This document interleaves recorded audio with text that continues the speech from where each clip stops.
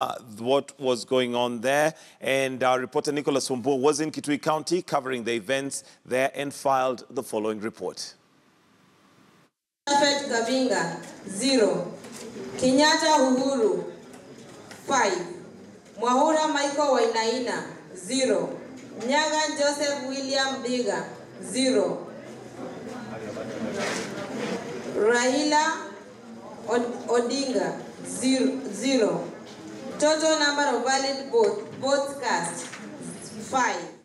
This is a multi-purpose hall here in Kitui County, Kitui Central, and this is a tallying center for the whole county. So far, results are streaming in one by one, but in a fast manner.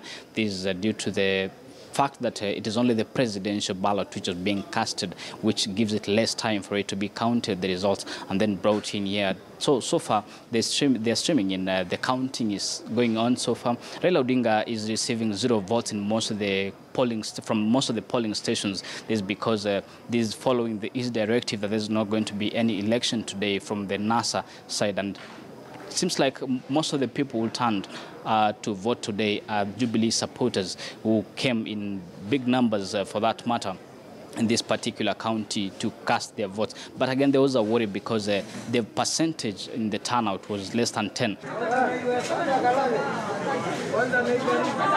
The polling centers here in Kitui County were opened at 6 a.m. and most of the stations that opened later than 8 a.m. were given an additional 3 hours. That is after 5 p.m. That means that they were completing their voting process at about 7:30 and 8 p.m.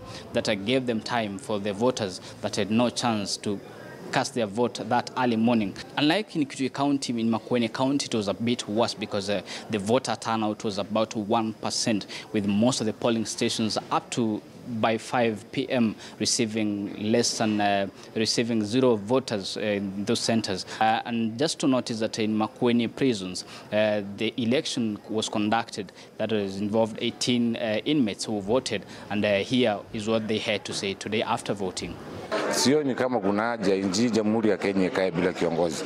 Hiyo imenifanya nipige kura ndio tuchaguliwe kiongozi wa taifa. Kama mfungwa, mimi nimefurahia sana kwa sababu tumepewa freedom ya kuchagua, na ninahimiza Wakenya wenzangu wapige kura, watafute kiongozi, kwa sababu kama hatuna kiongozi hatuna amani Kenya. We also got time to go into the streets and listen to the voices of the people, those who voted and those who did not vote, for them just to express their views and what they felt about. First, by the directive that was given by the NASA leader, Raila Odinga, that there was not going to be voting today, and those that voted for Uhuru Kenyatta today, that turned up to vote for the other candidates apart from the NASA candidate, and this is what they had to say today. Hapana, si kupiga. Sababu yako nini ya kutopiga kura? Sababu mkubwa wetu alituambia tusipige kura. Sababu mimi ni wa Raila. Ndiye mkubwa wangu. Nimepiga kura. Nini hasa kilifanya upige kura? Maana mimi nilikuwa nampenda turegeshe huyo tumpe miaka mingine 5. Sikupiga kura. Kwa nini? Kwa sababu mwenye nilikuwa nimpigie kura hakuwa amesema zimesipige kura. So the tallying exercise is ongoing, and we are going to keep an eye to see who emerges the winner in this race. But with all indications indicating that Uhuru Kenyatta, of course, is leading, because most of the voters who turned up were his supporters from this side, and Raila Odinga in most of the cases again receiving 0 votes. So by the time this exercise ends, then we are going to give a full report on who emerges as a winner from Kitui County.